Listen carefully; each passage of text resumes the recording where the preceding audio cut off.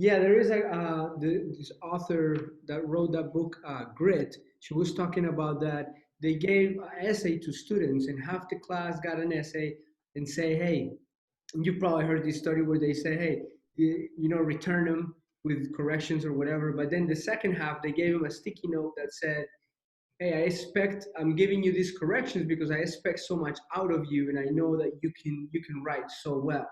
And then Right. I think it was like 30% of the students that were just given plain the regular paper to correct returned Hmm. it, and like 65% of the students that got the little sticky notes with the expectations. So it's like almost like uplifting them, but then also you have to like back it up, like you were saying, right? Like you have to Right. give them on relentless like Yes. support for them to continuous. It's not a one thing, right? Right. Right. Absolutely.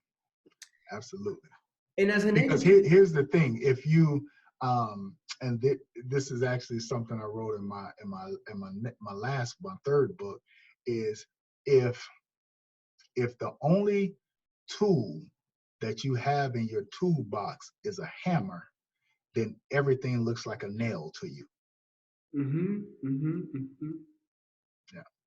And so how are you relating that to, So you have to have more than one tool in your toolbox.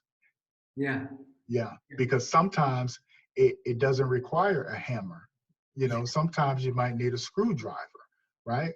Or a wrench or some other type of tool. So you have to have more things. And normally, you as the leader, you have all of these resources, but your team may not have all of them. So how are you going to help them? How are you going to share your tools with them so that they too can be as successful?